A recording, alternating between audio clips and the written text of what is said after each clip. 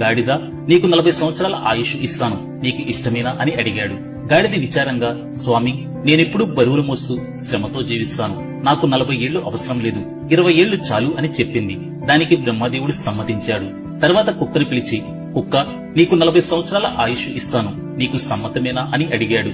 కుక్క వణికిపోతూ, స్వామి, నేనెప్పుడూ ఇంటికి కాపలా కాస్తూ నా యజమాని కోసం జీవించాలి, 40 ఏళ్లు చాలా ఎక్కువ, నాకు 20 సంవత్సరాలు చాలు అని అంది. బ్రహ్మదేవుడు కూడా నిజమే కదా అని అంగీకరించాడు. తర్వాత గుడ్లగోబను పిలిచి, గుడ్లగోబా, నీకు 40 ఏళ్ల ఆయుష్ ఇస్తాను, నీకిష్టమే కదా అని అన్నాడు. దానికి గుడ్లగోబ నిశ్శబ్దంగా, స్వామి, రాత్రంతా నిద్ర లేకుండా తిరుగుతూ జీవించాలి, ఇది చాలా కష్టం, నాకు 20 సంవత్సరాలు చాలు అని చెప్పింది. బ్రహ్మదేవుడు తృప్తిగా సమ్మతించాడు. చివరికి మనిషిని పిలిచాడు. మనిషి, నీకు 40 సంవత్సరాల ఆయుష్ ఇస్తాను, నీకు ఇష్టమేనా అని అడిగాడు.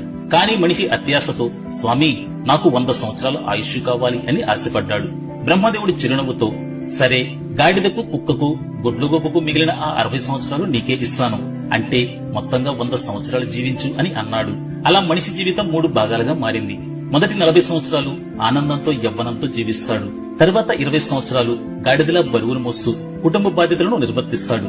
తర్వాత 20 సంవత్సరాలు కుక్కలా ఇంటిని కాపాడుతూ పిల్లల కోసం సేవ చేస్తాడు. చివరి 20 సంవత్సరాలు గుడ్లగోబలా నిశ్శబ్దంగా తన ఇంటి బయట కూర్చుని పెద్ద సీసీ కెమెరా లాగా మారిపోతాడు. నిజమే కదా? మీ అభిప్రాయం